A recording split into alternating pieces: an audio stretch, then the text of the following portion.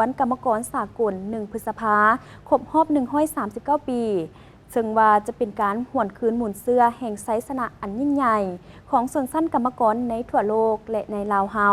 ที่ย้ำใดชนชั้นกรรมกรก็เป็นกำลังแห่งสำคัญในการสร้างสาพัฒนาประเทศชาติวันกรรมกรสากลวันที่1 พฤษภาเป็นวันแห่งไซสนะอันยิ่งใหญ่ของชนชั้นกรรมกรในทั่วโลกที่ทวงเอาความยุติธรรมและกำหนดเวลาเฮ็ดเวียกที่เหมาะสมก็คือ8 ชั่วโมงต่อมื้อที่ปฏิบัติกันมาจนถึงทุกวันนี้เมื่อหวนคืนในเมื่อก่อนย้อนชนชั้นในทุนในยุคนั้นบ่ได้เอาใจใส่เกี่ยวกับสวัสดิการสังคมจึงพาให้เกิดมีข้อขัดแย้งขึ้นและข้อขัดแย้งดังกล่าวนับมือนับหุนแฮงชนชั้นกรรมกรและชาวผู้ออกแห่งงานจำเป็นจึงได้จัดตั้งกันเป็นกลุ่มเป็นขบวนลุกฮื้อขึ้นต่อสู้กับชนชั้นนายทุนท้วงให้พวกนายทุนเพิ่มเงินเดือนและลดผ่อนชั่วโมงเฮ็ดเวียกลงวันที่14 กรกฎาคมปี 1889กองประชุมพรรคคอมมิวนิสต์สากลครั้งที่2ได้ไขขึ้นอยู่ที่นครหลวงปารีสประเทศฝรั่งมีผู้แทนเข้าร่วมกองประชุมทั้งหมด393 คนซึ่งแม่นผู้แทนมาจาก22ประเทศยุโรป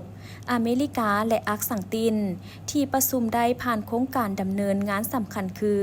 ชนชั้นกรรมกรสามัคคีต่อสู้แมนท้วงเอาสิทธิและผลประโยชน์ของตนอยู่บรรดาประเทศทุนนิยมโดยปฏิบัติค้ำควรมื้อหนึ่งเฮ็ดเวียก8 ชั่วโมงและกำหนดเอาวันที่1 พฤษภาคม 1886เป็นวันกรรมกรสากลนับแต่นั้นมาวันที่1 พฤษภาคมของทุกๆปีจึงได้กลายเป็นวันบุญใหญ่ของชนชั้นกรรมกรในทั่วโลก